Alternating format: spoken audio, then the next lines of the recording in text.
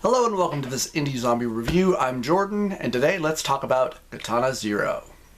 Developed by ASCIIsoft, I apologize if I messed that up, and published by Devolver Digital, a side-scroller action game with a few stealth elements and slow-mo time usage. Some features that are a heavy reminder of Hotline Miami in terms of the looks, violence, music, one-hit kills, and slamming doors in your enemies' faces. The gameplay is absolutely awesome and creative, with slow-mo being used to dodge or parry gunfire because normal time against any enemy with a gun would end quickly. For you.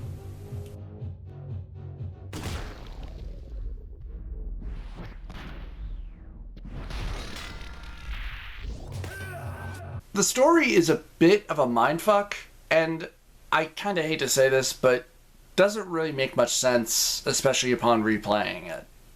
Mostly in terms of dialogue choices that you have. They kind of lead to the same outcome, depending, of course, choosing to be an uncaring jerk or a semi-nice person. Like either way you try and play it, you'll still kill this homeless drug addict. If you try and be nice and an understanding person, he throws accusations and tries to steal from you, forcing you to kill him.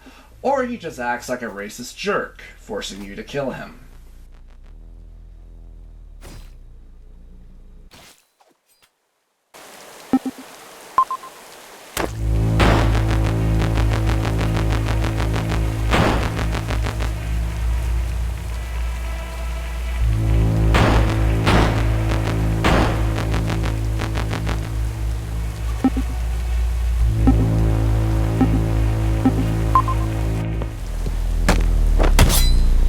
See, I don't like these sort of things because it just kind of feels lazy and like, oh, look, here's this choice. And tries to make it out like your choices matter when really they don't. I mean, if you're going to put those in there, please have them matter. Or just don't do it. Anyway, you're an ex-soldier with no memory, seeing a therapist who gives you your meds and your targets. There is one level that involves stealth where you can't use your sword and you have to avoid the guards by blending in with the dancers. The rest of the time, all the levels are kill all enemies. There are 5 different enemy types, the hardest ones being characters that can kind of interrupt your attack and leave you unable to attack again. Guys with guns and shotguns. The shotguns and turrets are the hardest ones with the scatter shot. It's simply impossible to ricochet the shots back. And the turret is best to go into slow-mo and dodge around it and then take it out. And then there are the SWAT guys with riot shields. Really, you just have to get around and behind them. When you can do a complete run of a level perfectly, you do feel like an absolute badass. The only thing I don't understand is the replay that happened, or how when you die the game rewinds. I thought at first you can choose where to stop and continue from, or redo the level to do it better. But no, the replay is just there to show you in real time with no slow-mo, which is kind of cool, but feels unnecessary. You can just skip this, though. Also, like in Hotline Miami, you can pick up a secondary weapon, be it a smoke bomb, a knife, a bottle, to either sometimes create a noise, kill an enemy at a distance. Smoke bombs can, hide you from security cameras, turrets, and cause enemies to not be able to attack you, kind of stun them for quite a while. But what really annoys me about that, though, is that even if you have an item that's left over, when you go to the next part of the level, you no longer have said weapon. Then we get into having to dodge lasers. The first levels with these slowly brings you into how to get around them, which isn't hard. Then you get this later level, where you really have to time it and use your slow-mo. This part took a while. This is also where I learned that you are invulnerable while rolling, and wall jumping too. I should also point out too, the slow-mo factor does play into a bit of the story.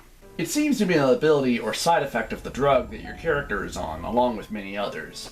The slow-mo is actually really clever. It has a charge meter and maybe fully lasts 7 to 8 seconds, but it refills over time. It makes some scenes very interesting. You're being interrogated and you get your brains blown out. I kept wondering at this point, what was I doing wrong? Because it kept happening every time. But it turned out that it wanted you to repeat this whole scenario to show that you're repeating time and try and change what you say in terms of knowing things from the future. But in some ways it kind of doesn't make any sense, again. But anyway. Now let's talk about the boss fights, which are pretty challenging and pretty cool too. It's all about memorizing those patterns and using slow-mo to dodge their specific moves and take them out. The motorcycle fight against the helicopter is pretty fun too. The level itself is different and fun, taking out other enemies, dodging traffic, and then fighting this helicopter, mostly dodging its missiles and using your slow-mo to ricochet the boss's gunfire back at him.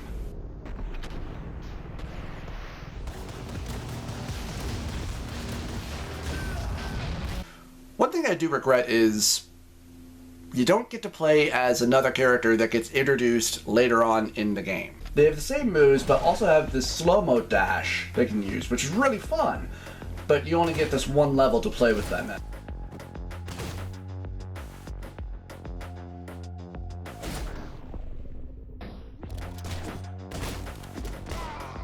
I don't want to go into spoilers. In fact, I might actually do another video with a friend of mine later on where we talk about the story, because it just doesn't really make a whole lot of sense in terms of time manipulation, time jumping, and stuff like that. I played through the game once and then did a semi-second run to see what would be different, depending on my choices. Overall, I really do like it and highly recommend it. The gameplay is absolutely solid and addicting. The music is great. I love the design and the artwork and the graphics. Highly, highly recommend it. Check it out. Anyway, let me know what you guys think in the comments below. Please give this video a like or a subscribe if you enjoyed it. I would really appreciate it. And I'll see you guys next time.